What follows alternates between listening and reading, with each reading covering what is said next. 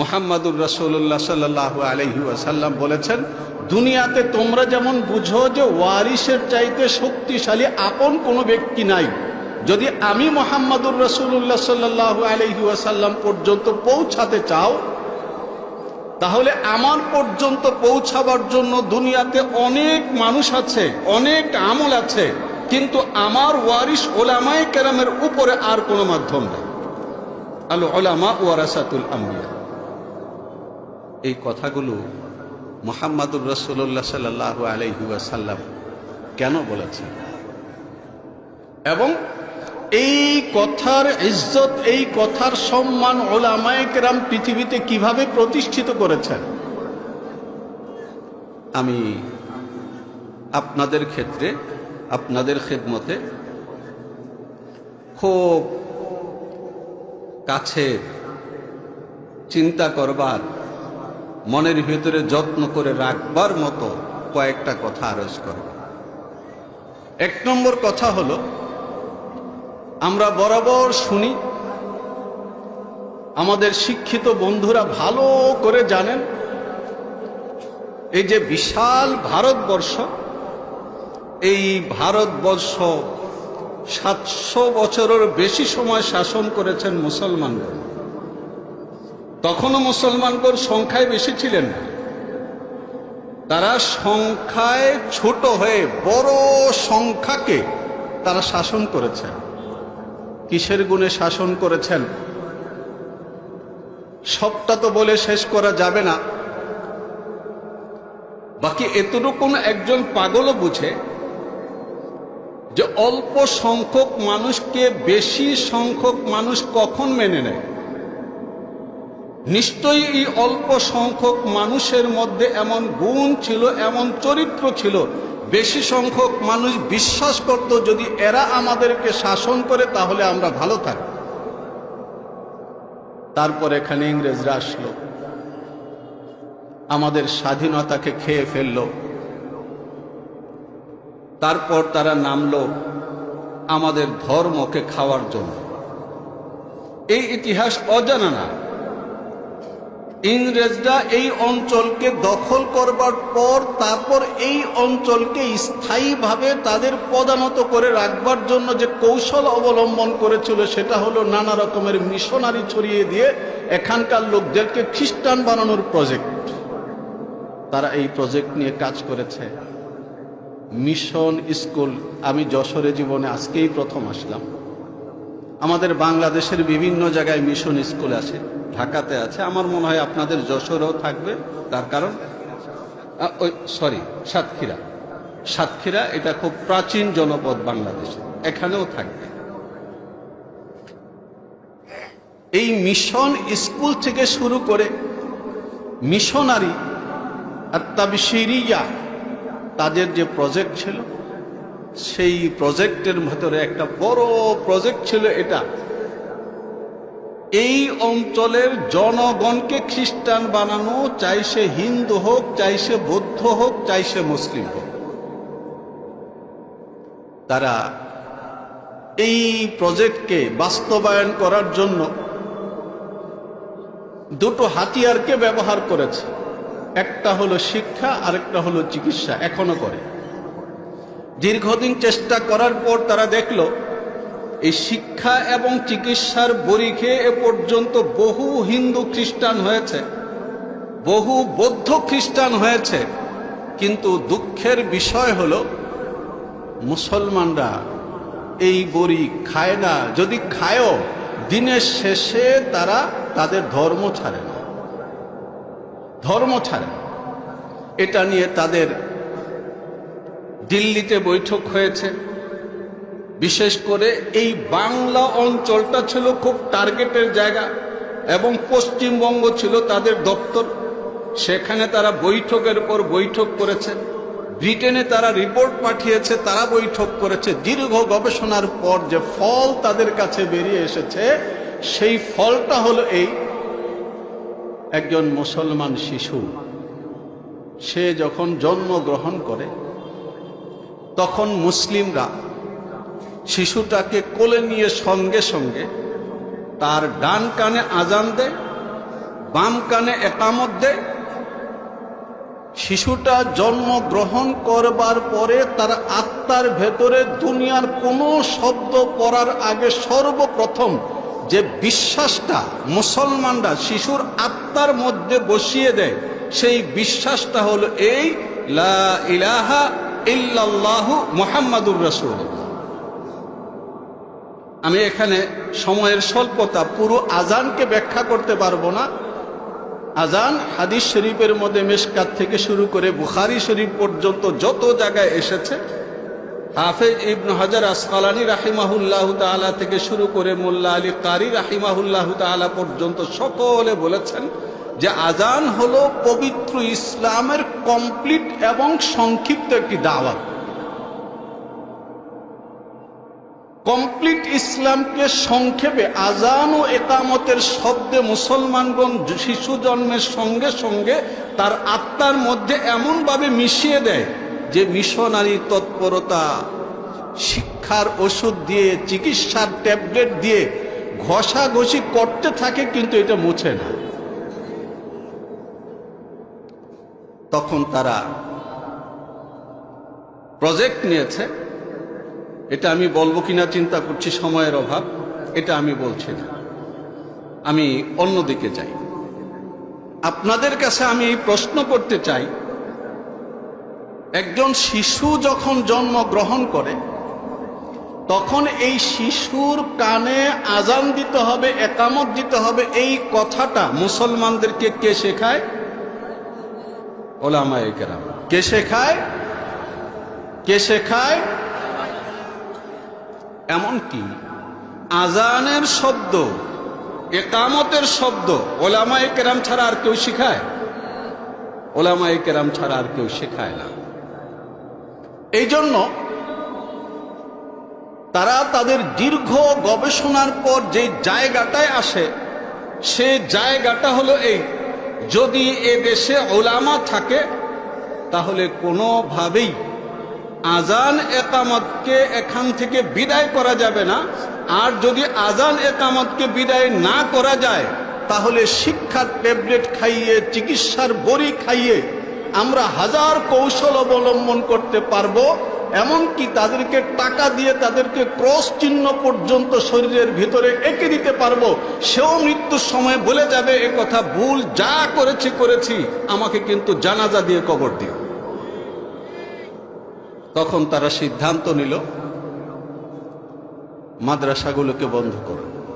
কিভাবে বন্ধ করা হবে? যে ৮০,০০০ মাদ্রাসা মসজিদ শুধু বাংলা অঞ্চলে ছিল, পশ্চিমবঙ্গ থেকে আমাদের বরিশাল পর্যন্ত ৮০,০০০ মাদ্রাসা মসজিদের কোমর ভেঙে দেওয়ার জন্যে, মেরুদণ্ড ভেঙে দেওয়ার জন্যে সমস্ত ওয়াকফ সম্পত্তি বাতিল করে দিল। কিন্তু উলামায়ে কেরাম তো হলো ওই জাতি। আমি শুধুমাত্র কিছু শিরোনাম আপনাদের সামনে উচ্চারণ করছি, চিন্তা করবার জন্যে, ভাববার জন্যে, যে ইংরেজরা যখন এই অঞ্চলে আসেনি তখন এখানকার সকল শ্রেণীর মানুষ আপন জনের মতো বসবাস করেছে। কিন্তু তারা যখন এইখানে এসেছে, হিন্দু মুসলিমের সর্বপ্রথম দ্বন্দ্ব লড়াইকে প্রাতিষ্ঠানিকতা দান করেছে এই ইংরেজরা। এখন সারা দুনিয়ার মধ্যে ঘুরে তারা মানুষকে সভ্যতা শেখায়। যারা কারি কারি বোমা ফেলে ইরাকের মতো একটি সম্ভ্রান্ত সভ্য দেশকে তারা গোরস্থান বানিয়ে দিয়েছে, তারা পৃথিবীর মানুষকে সভ্যতা শেখায়।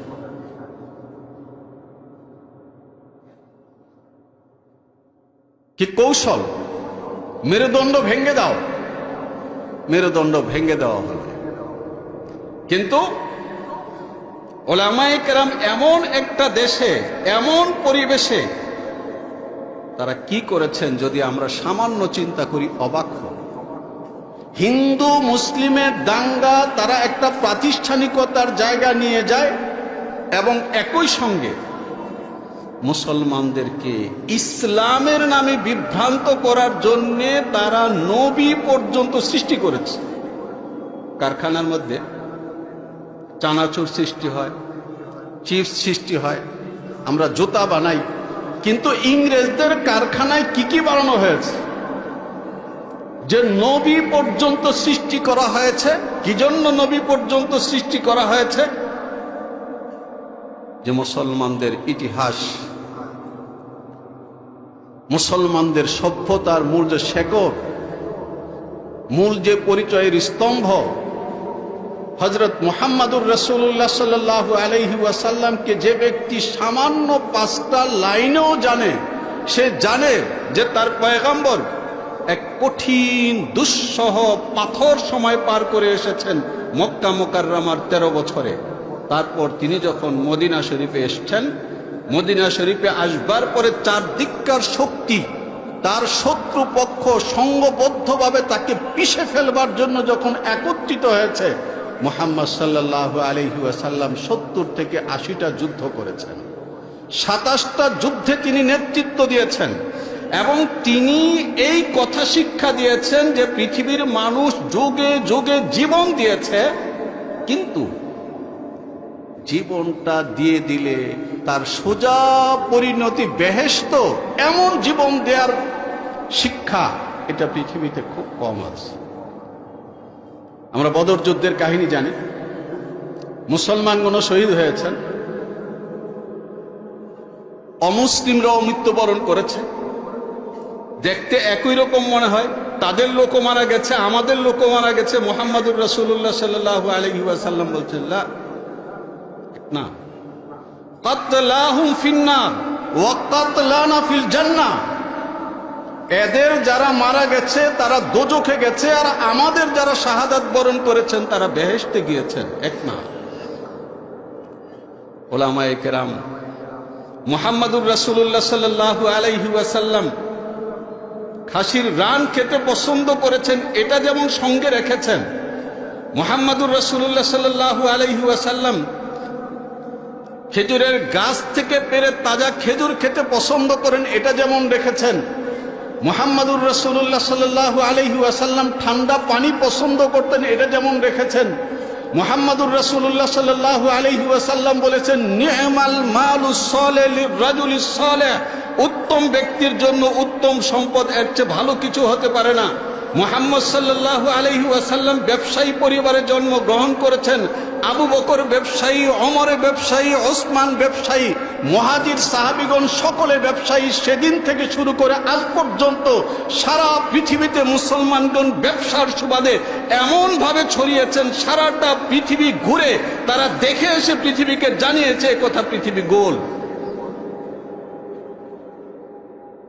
এই কমপ্লিট শিক্ষাটা যেভাবে ওলামায়ে কেরাম নিজের মধ্যে ধারণ করেছেন, সবখানে ছড়িয়ে দিয়েছেন, সেই সঙ্গে তারা এটাকেও ধারণ করেছেন বেহেশতে যাওয়ার অনেক পথ। নামাজ পড়ো, বেহেশতে যেতে পারবে। নিয়মিত রোজা রাখো, বেহেশতে যেতে পারবে। এমনকি সাইয়্যিদুনা উকবা ইবনে আমির রাদিয়াল্লাহু তাআলা আনহু বলেন, আমি এবং ওমর দুইজনের সঙ্গে কন্ট্রাক্ট ছিল যে একদিন আমি আমার পশু আর ওমরের পশুগুলো সহ ময়দানে যেতাম, দেখাশোনা করতাম, রাখালি করতাম। ওমর সারাদিন মসজিদে থাকতেন নবীজির দরবারে। আরেকদিন ওমর যেতেন, আমি সারাদিন থাকতাম নবীজির দরবারে। যখন রাতের বেলা আমি ফিরতাম, তো সারা দিন আল্লাহর রাসূল কি বলেছেন ওমর আমাকে তাকরার করিয়ে দিতেন। তালিব ইলমরা তাকরার সেখান থেকে এসেছে। আবার যখন আমি থাকতাম, ওমর কাজে যেতেন, রাতে আসলো, ওমরকে কমপ্লিট আজকের দিনে আল্লাহর রাসূল কি কি করেছেন, কি কি বলেছেন, কোরআনের কোনো আয়াত নাযিল হয়েছে কিনা, শরীয়তের কোনো নতুন মাসালা বলেছেন কিনা, সবটা রাতের বেলা আমি ওমরকে জানাতেন।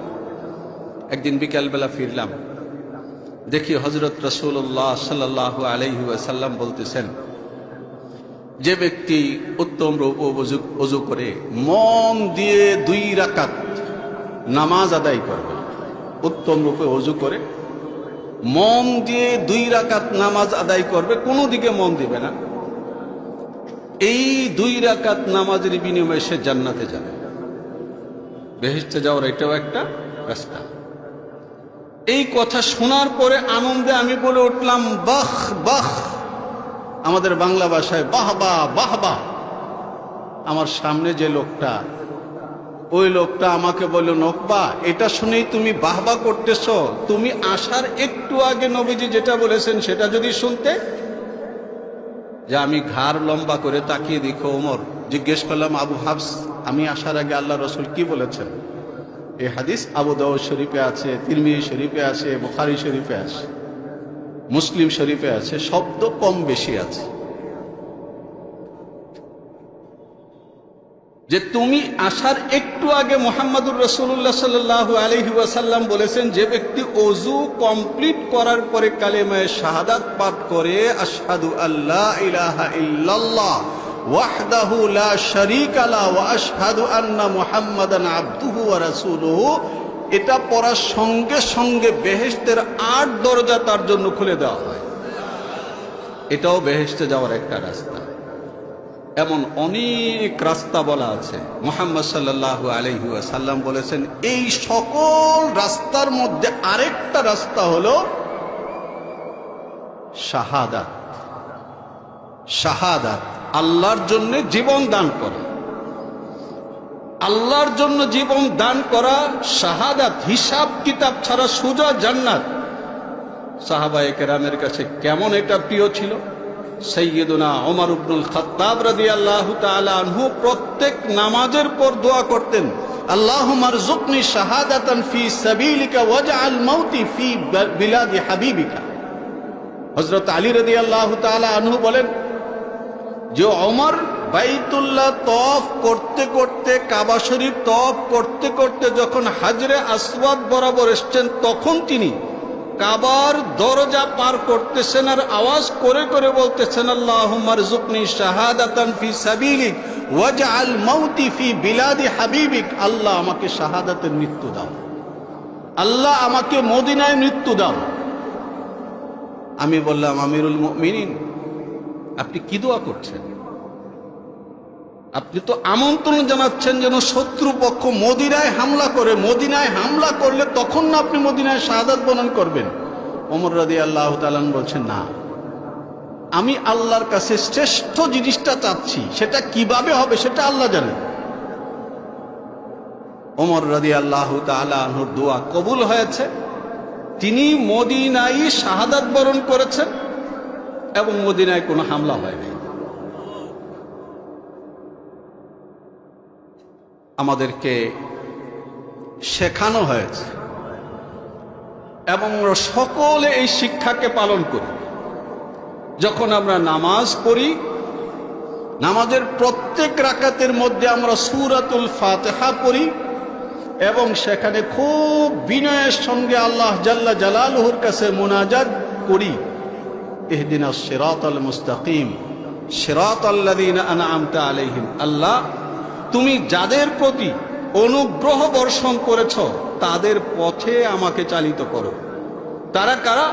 উলাইকাল্লাযীনা আনআমাল্লাহু আলাইহিম মিনান নাবিয়্যিনা ওয়াস সিদ্দীকিনা ওয়াস শুহাদাই ওয়াস সালিহিন ওয়া হাসুনা উলাইকা রাফীকা। তারা কারা? নবী, সিদ্দিক, শুহাদা, সালিহিন।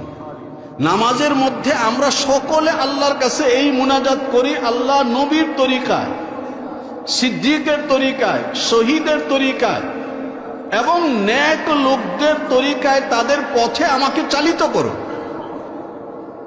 উলামায়ে কেরাম নিজেদেরকে যেমন এই চিন্তার উপর প্রতিষ্ঠিত রেখেছেন, যেখানেই তারা দেখেছেন কোন শত্রু আমাদের বুক থেকে ঈমান ছিনিয়ে নিতে চায়, সেখানে তারা সঙ্গে সঙ্গে আওয়াজ তুলেছেন। ১৫০০ বছরের ইতিহাসে কখনো এমন সময় পাওয়া যায় না যখন উলামায়ে কেরামের সামনে আল্লাহ তাআলার দ্বীনের উপর হামলা হয়েছে, মুসলমানদেরকে ঈমান থেকে বঞ্চিত করার চেষ্টা করা হয়েছে, আর উলামায়ে কেরাম চুপ থেকেছেন। ইংরেজরা দেখলো যে এদেশের মুসলমানদেরকে নিয়ে আমরা বিপদে আসি,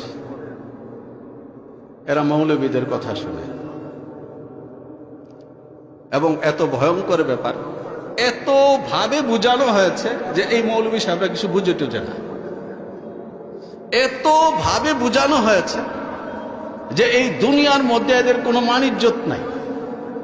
এত ভাবে বোঝানো হয়েছে যে এই মৌলভী সাহেবদের পথে যদি তোমরা চলো তাহলে দুনিয়াতে তোমাদের কোনো উন্নতি হবে না, কিন্তু কপালে হাত, কোনো কাজ হয় না। আমি একটা বইয়ের রেফারেন্স দিয়ে থাকি, এই কারণে এই বইয়ের রেফারেন্স দিই যে অনেক বই আমাদের পড়া থাকলেও বাজারে প্রিন্ট থাকে না, এখন এটা আছে। পশ্চিমবঙ্গের মিলন দত্তের বই এখন বাংলাদেশে পাওয়া যায়। ভদ্রলোক লিখেছেন পশ্চিমবঙ্গের মুসলমানেরা কেমন আছেন। পশ্চিমবঙ্গের মুসলমানেরা কেমন আছেন এটা মিলন দত্ত বাবুর জানার দরকার কি? এটা মিলন দত্ত বাবুর গবেষণা করার দরকার কি? কি বলেন? প্রশ্ন ওঠে না? সময় নাই, প্রশ্নের ভেতরে যাচ্ছি না, সোজা তথ্যে যাচ্ছি। ভদ্রলোক লিখেছেন যে একটা কথা খুব বড় করে প্রচার করা হয় যে মুসলমানদের সংখ্যা হিন্দুদের চাইতে খুব বাড়ছে, কথাটা আংশিক সত্য বলে বলছেন মুসলমান দুই প্রকার পশ্চিমবঙ্গে। এক প্রকারের মুসলমান যারা স্ট্যান্ডার্ড এলিট শিক্ষিত, এরা সুখী জীবন বুঝে,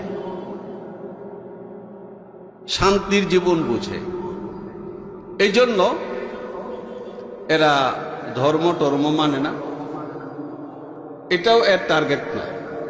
এই জন্য এরা একজন বা দুইজনের বেশি বাচ্চা নেয় না। আর এই পশ্চিমবঙ্গের মধ্যে এখনো কিছু মুসলমান এমন রয়ে গেছে যারা এখনো পর্যন্ত মোল্লা মৌলবীদের কথা মানে। এই মোল্লা মৌলবীদের কথা যারা মানে তারা দুইজন না, তারা অনেকগুলো বাচ্চা নেয়। তারা অনেকগুলো বাচ্চা নেয়।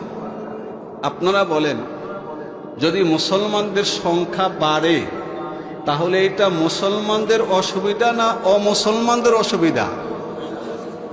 আর মুসলমানদের জন্য সুবিধা। মুহাম্মদুর রাসূলুল্লাহ সাল্লাল্লাহু আলাইহি ওয়াসাল্লাম 10 লাখ মুসলমান রেখে গেছেন এবং 10 লক্ষ বর্গ মাইলের রাজত্ব রেখে গেছেন। আর সেই জায়গায় তার উম্মত এখন প্রায় 200 কোটি। 10 লাখ বেশি না 200 কোটি বেশি? আপনাদের সাতক্ষীরাতে ওইটা, আমাদের ঢাকাতে এমনি বলে। আমি আপনাদের কাছে যারা আলেম না, আলেমের ভাই, আলেমের বন্ধু, আলেমকে পছন্দ করেন, আলেমের পেছনে নামাজ পড়েন, তাদের কাছে এই প্রশ্ন করতে চাই, মানুষকে মুসলমান আমাদের সারেরাই তো বানান সব সময়, তাই না? হ্যাঁ, মুসলমানকে অমুসলমানকে কারা মুসলমান বানায় সেটা তো আমি শুরুতে বললাম। এমনকি মুসলমানকে, নামের মুসলমানকে কাদের মুসলমান বানানো, নামে মাত্র মুসলমানকে বিশ্বাসে মুসলমান বানানো কে বানায়? ওলামায়ে কেরাম। কে বানায়? ওলামায়ে কেরাম। এই ওলামায়ে কেরামের নিয়মিত দিন চর্চা, দিনের সঙ্গে লেগে থাকা, মানুষকে টেনে এনে দিনের সঙ্গে যুক্ত করে দেওয়ার যে সাধনা, ১৫০০ বছরের সাধনার ফসল হলো 10 লাখ থেকে আজকে মুসলমানের সংখ্যা 200 কোটি। পিউ রিসার্চ সেন্টার অমুসলিমদের একটা এনজিও, তারা খুব দুঃখের সঙ্গে এই রিপোর্ট করতে বাধ্য হয়েছে যে মুসলমানদের খেলাফত ব্যবস্থা ভেঙে দিয়ে গণতান্ত্রিক এমন এক সিস্টেম আমরা চালু করেছি যেখানে একজন মূর্খ, বোকা, এমনকি আধা পাগল আর একজন অধ্যাপকের মধ্যে কোনো পার্থক্য নাই। দুইজনের ভোট কি সমান না? দুইজনের ভোট সমান,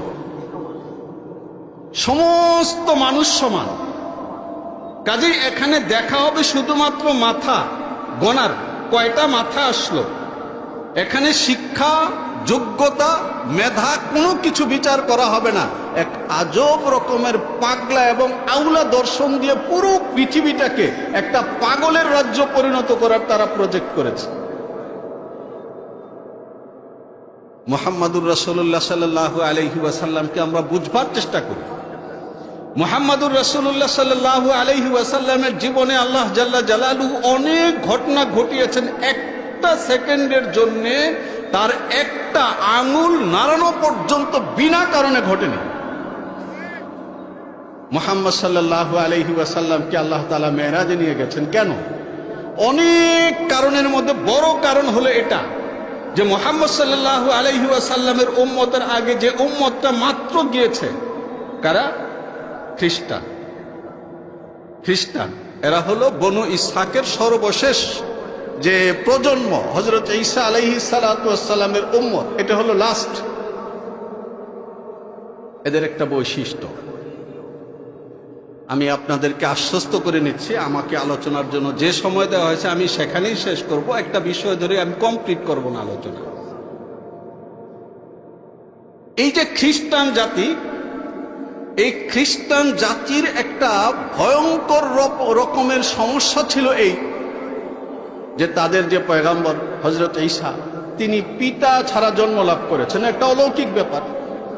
আবার মাটির ঢেলা দিয়ে পুতুল বানিয়ে আল্লাহর নামে ফু দিলে এটা পাখি হয়ে উড়ে, মরা মানুষকে কুম বিইজনিল্লাহ বললে সে উঠে হাঁটে, এমনকি তারপরে সন্তান দেয়, দীর্ঘদিন পরে আবার স্বাভাবিক মৃত্যুবরণ করে।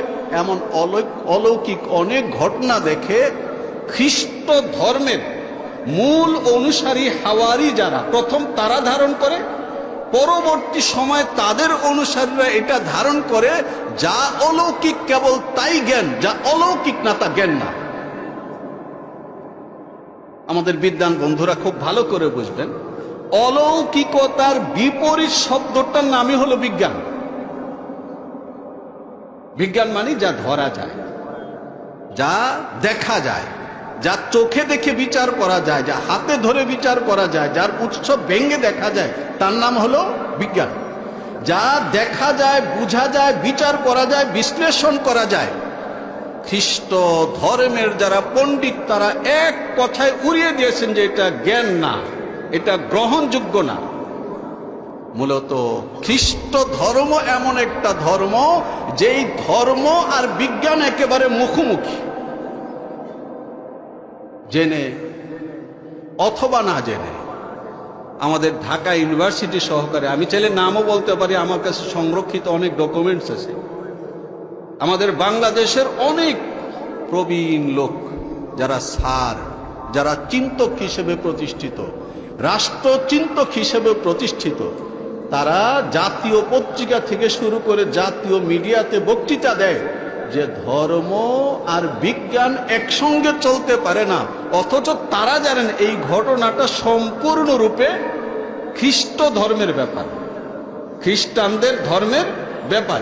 খ্রিস্টানদের ধর্মের মধ্যে এই কথাটা ছিল যে পৃথিবীটা চেপ্টা। এটা তাদের ঠাকুররা, তাদের ফাদাররা বলেছে। তাদের সময়কার যারা বিজ্ঞানী তারা বলেছে যে না, গোল। তখন তাদেরকে ফাঁসি দিয়েছে। এবং এই অলৌকিকতার বাইরে গিয়ে কথা বলবার কারণে বিজ্ঞান চর্চাকারী যত লোক জন্ম নিয়েছে তাদেরকে শুলিতে চড়িয়েছে, হত্যা করেছে। এবং খ্রিস্টানদের গির্জা কেটনিক মানুষ হত্যা করার সংখ্যা হলো 1,20,00,000। 1,20,00,000 মানুষ তারা হত্যা করেছে। পরে খ্রিস্টানরা একেবারে তাদের পিঠ দেয়ালে ঠেকে গেছে, তারা জীবন রক্ষা করার জন্য সংগ্রাম করেছে যে গির্জা থেকে আমাদেরকে বাঁচাও।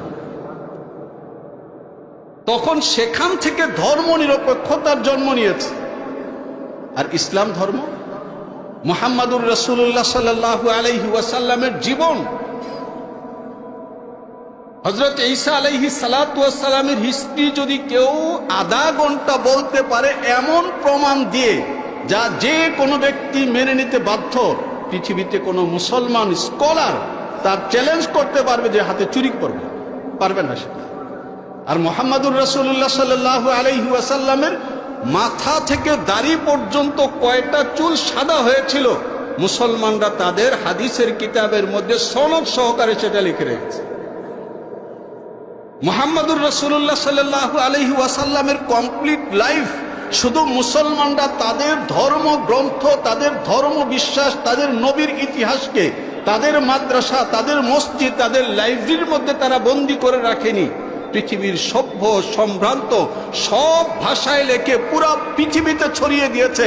যে চাও, যেখান থেকে চাও, যে কোনো মাধ্যমে চাও, পড়ো, দেখো, প্রশ্ন থাকলে প্রশ্ন করো, বিচার করো, তুলনা করো, তারপর দেখো এই পৃথিবীতে মুহাম্মদ সাল্লাল্লাহু আলাইহি ওয়াসাল্লামের উপর আর কেউ আগমন করেছিল কিনা। মুহাম্মদ সাল্লাল্লাহু আলাইহি ওয়াসাল্লামকে আল্লাহ তাআলা পুরো পৃথিবীর উপরে তুলে নিয়ে আসমান, সেখান থেকে দুনিয়াটাকে দেখিয়েছেন।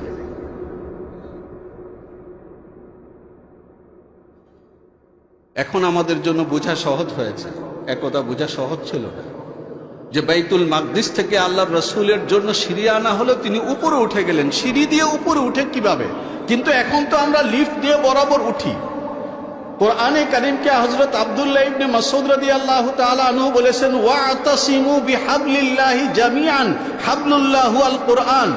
আবু সাঈদ খুদরি রাদিয়াল্লাহু তাআলা আনহু থেকে মাউসুলান বর্ণিত আছে, হাবলুল্লাহ এর অর্থ হলো কোরআন।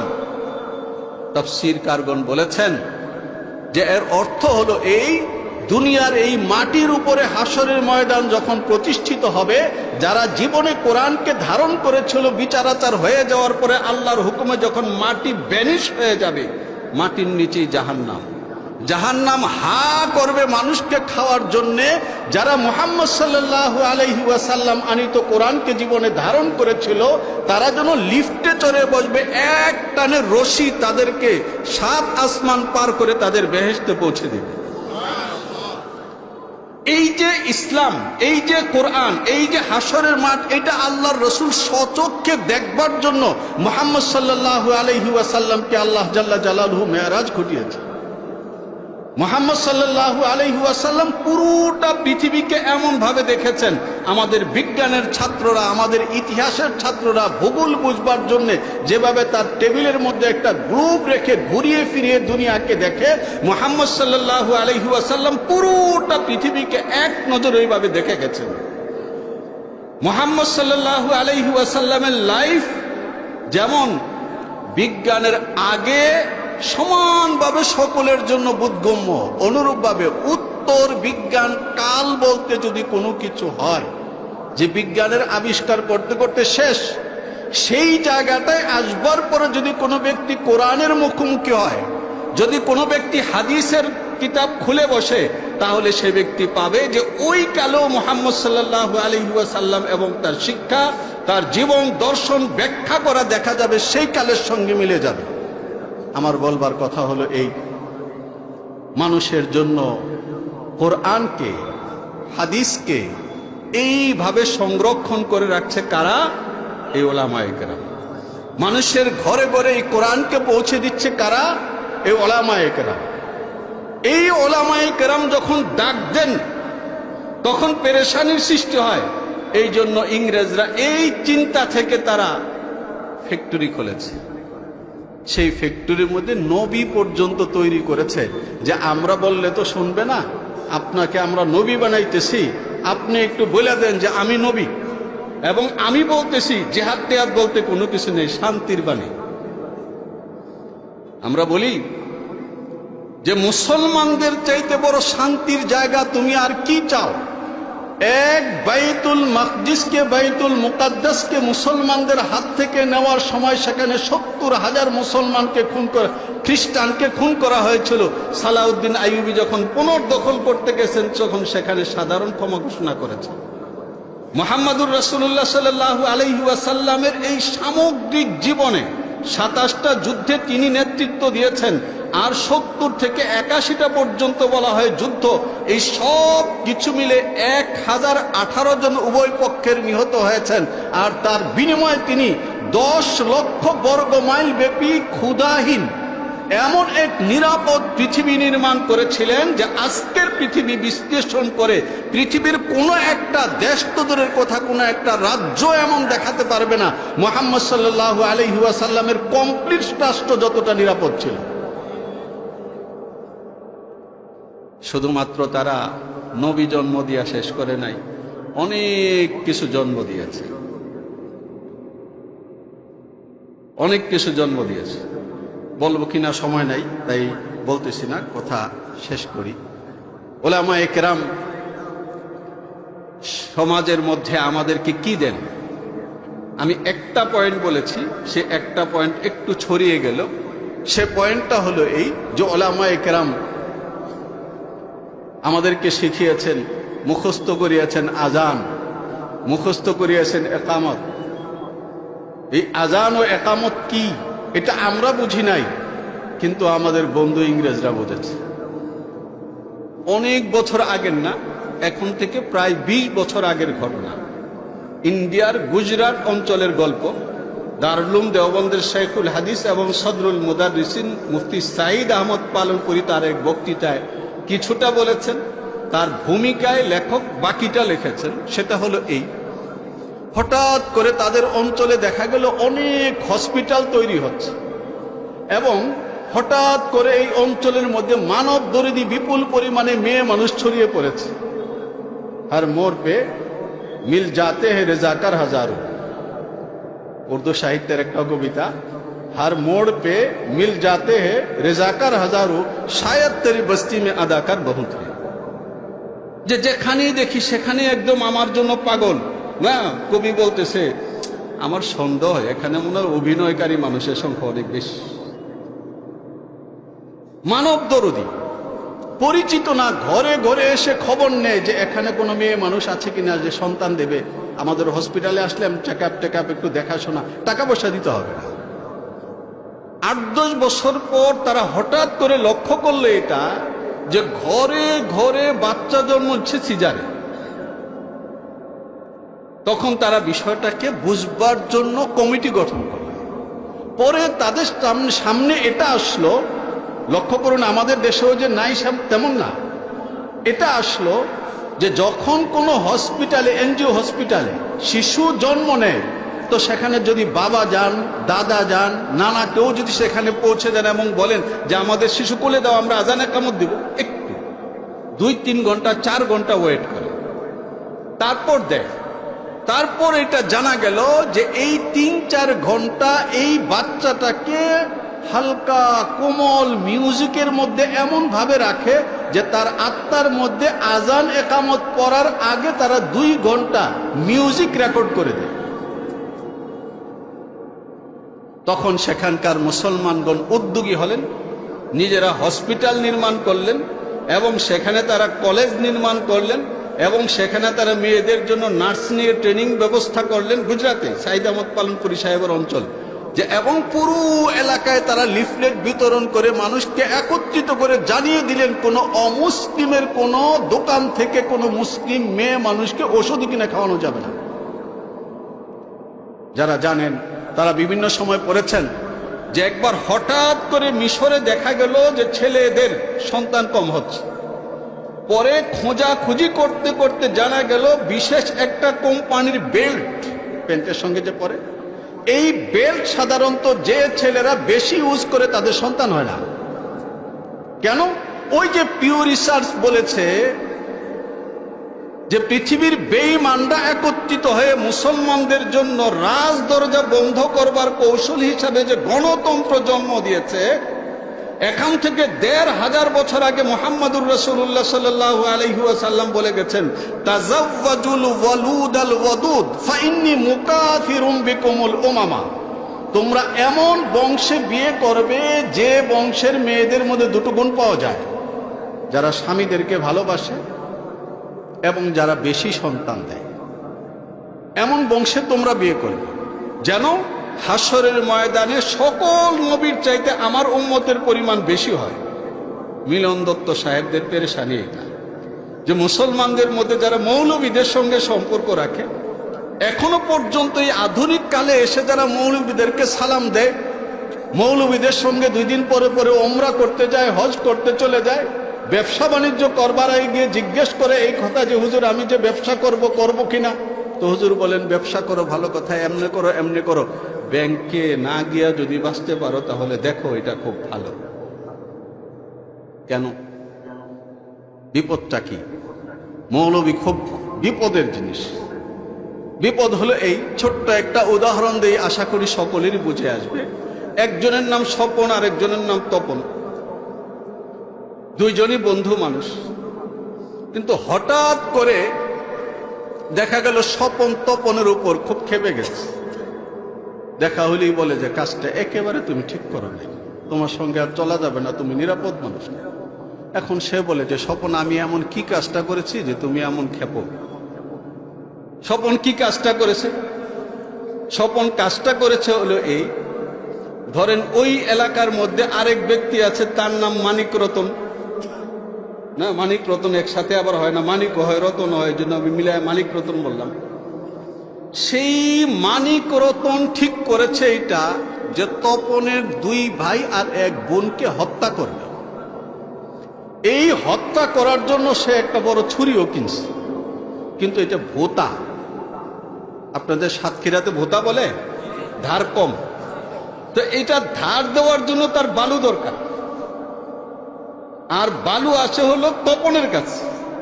আবার তপন এটাও জানে যে এই মানিক রতন একটা বড় ছুরি কিনেছে আমার 2 ভাই 1 বোনকে হত্যা করার জন্য, আর এটা ধার করার জন্য তার বালু দরকার। তখন বলছে যে আমার কাছে একটু বালু বিক্রি করো, করতে পারি, 1000 টাকা লাগবে 1 মুঠ বালু। আচ্ছা দাও, দিছে। সেই বালু দিয়া ছুরিটাকে ধারাইছে, ধারায়া তারপরে তার 2 ভাই 1 বোনকে হত্যা করেছে। এখন তাকে বললে সে বলে এই কথা, আমি বালু বিক্রি করছি, আর তো কিছু করিনি, আমি অন্যায়ের মধ্যে শুধু এটা করছি, কি করেছি, একটু বালু বিক্রি করেছে, আর তো কোনো কিছু করিনি, এটা এমন কি অপরাধ? কিন্তু পুরা ঘটনা তার যার জানা আছে, সে কি বলবে যে তুমি শুধু বালু বিক্রি করেছো? বলবে এই কথা? তুমি শুধু বালু বিক্রি করেছো এটা বলবে না? বলবে যে ছুরি ধারাইয়া তোমার ভাইকে তোমার বোনকে হত্যা করার যে কাজটা, এই কাজটা তুমি করে দিয়েছো, বলবে না? আপনারা জানেন, আমার চেয়ে বেশি ভালো জানেন এইসব বিষয়। বর্তমান পৃথিবীতে মানুষের সংখ্যা বলা হয় কত কোটি? 800 কোটি। সেই 800 কোটির মধ্যে ইহুদির সংখ্যা কত? অনুমান হলো 1.5 কোটি। যারা জরিপ করেন তারা আর একটু কম মানেন, বেশি ছড়ায় টড়ায় দিলে তাদের সংখ্যা হলো 1.5 কোটি। এই 1.5 কোটি ইহুদি পুরা পৃথিবীর সমুদয় সম্পদের 80 ভাগের মালিক। কত ভাগ? 80 ভাগ। আর বাকি 20 ভাগ সম্পদ হলো পৃথিবীর সমস্ত মানুষের। তার কারণ 800 কোটির বিপরীতে 1.5 কোটি কোন সংখ্যা? জাকাত না। তো এই 1.5 কোটির হাতে যে 80% সম্পদ, এটা যাওয়ার রাস্তাটা কি একেবারে জানেন না এমন না। আমাদের ভাই বেরাদাররা জানেন যে এক একটা ব্যাংক হলো ইহুদিদের বাড়িতে টাকা পৌঁছানোর জন্য, কোনোটা খাল, কোনোটা নদী, কোনোটা সমুদ্র।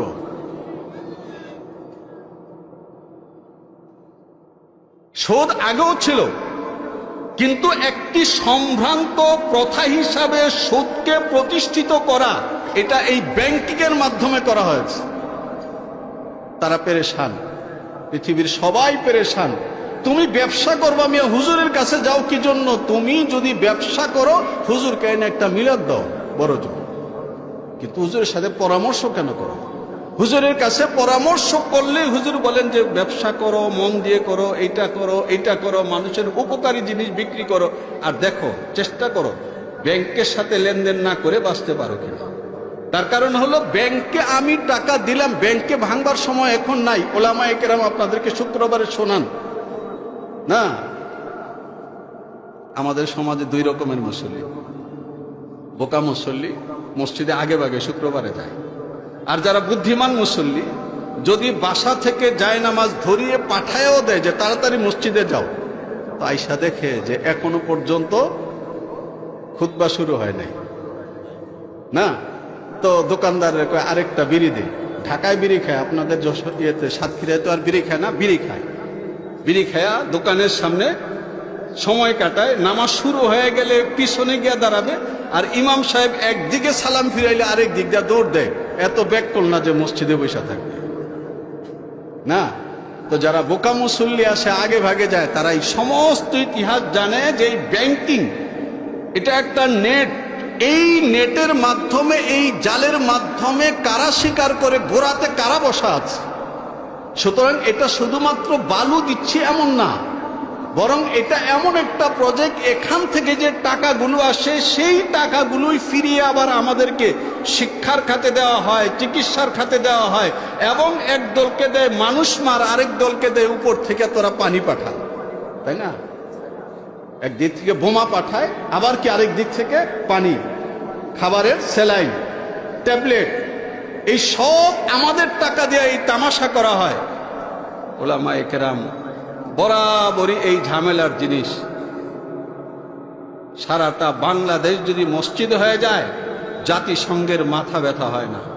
প্রয়োজনে জাতিসংঘ সেখান থেকে বাছাই করা টাইলস পাঠিয়ে দেবে, কিন্তু পৃথিবীর মাটির নিচেও যদি কোনো জায়গায় একটা মাদ্রাসা তৈরি হয়, জাতিসংঘের মাথা চক্কর দেয়। তার কারণ এখান থেকে এমন জিনিস পয়দা হবে যে জিনিস আমাদেরকে আমাদের প্রজেক্টের সামনে বুক টান করে দাঁড়াতে শেখায়, আমার কন্যাকে আমি বেপরদায় ঘর থেকে বের হতে দেব না।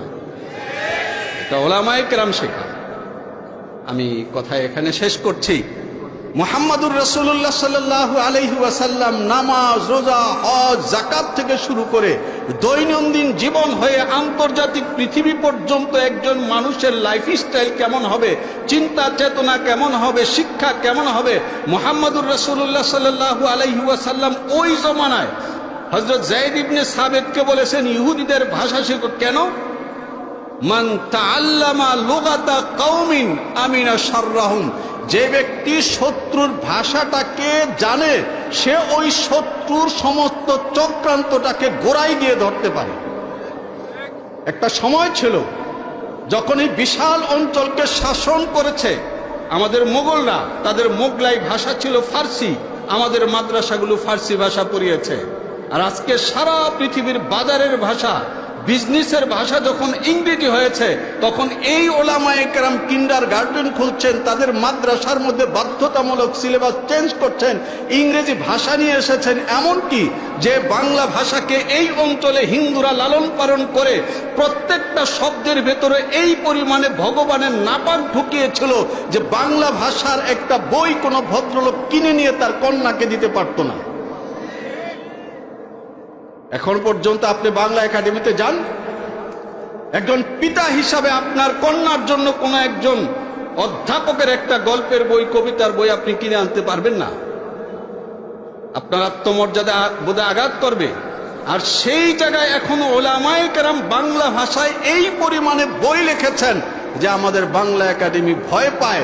ওলামায়ে কেরামের স্টলকে তারা অনুমোদন দেয় না। তার কারণ ওলামায়ে কেরামের স্টলকে যদি অনুমোদন দেওয়া হয় তাহলে যে কোনো পাবলিকেশনসের তুলনায় ইসলামী বইপত্রের বিক্রি বেশি হয়। আমি পশ্চিমবঙ্গে গিয়ে দেখে এসেছি, সেখানে মুসলিমদের স্টলের মধ্যে হিন্দুরা যে পরিমাণে ভিড় করে, হিন্দুদের বই কেনার জন্য হিন্দু মেয়েরা ওই পরিমাণে ভিড় করে না। কেন? মুসলমানদের লাইফস্টাইল, সকালবেলা ঘুম থেকে উঠে দাঁত মাজে পরিষ্কার করে যে সূচনা, আবার একেবারে ঘুমানোর আগে পরিচ্ছন্ন হয়ে ঘুমানো, এই যে লাইফস্টাইল, তার চিন্তা চেতনা, তার মানবিকতা এবং তার লেনদেনের পরিচ্ছন্নতা, তাদের লেখালেখি, বইপত্র, আলোচনার মধ্যে এমনভাবে উঠে এসেছে যে পৃথিবীর মুসলিম তো মুসলিম, অমুসলিম শিক্ষিত তরুণ তরুণীরা পর্যন্ত ইসলামকে জানবার জন্য মুখিয়ে আছে। আমি এই কথা বলে আপনাদের কাছ থেকে বিদায় নিচ্ছি। পবিত্র ইসলামকে মুহাম্মাদুর রাসূলুল্লাহ সাল্লাল্লাহু আলাইহি ওয়াসাল্লাম ১৫০০ বছর আগে ঠিক যেই জায়গায়, যে চরিত্রে, যে অলংকার রেখে গেছেন, দীঘল ১৫০০ বছর ইতিহাসে উলামায়ে কেরাম খেয়ে না খেয়ে পবিত্র ইসলামকে ঠিক ওইভাবেই ধরে রেখেছেন। ইসলামের একটা জের জবর পরিবর্তন হয় নাই। আমাদের বাংলাদেশের এক উজ্জ্বলতম ইতিহাস হলো এটা যে এখানকার মুসলমানগণ ভালোবাসা দিয়ে ওলামায়ে কেরামের সঙ্গে থেকেছেন, তাই পৃথিবীর সামনে মুসলমানদের এই দেশ একটা উজ্জ্বল দেশ। আগামী দিনে আমাদের এই বাংলাদেশ আরো উজ্জ্বল থাকবে এই প্রত্যাশা করছি। আমিন। ওয়া আখির দাওয়ানা আনিল হামদুলিল্লাহি রাব্বিল আলামিন।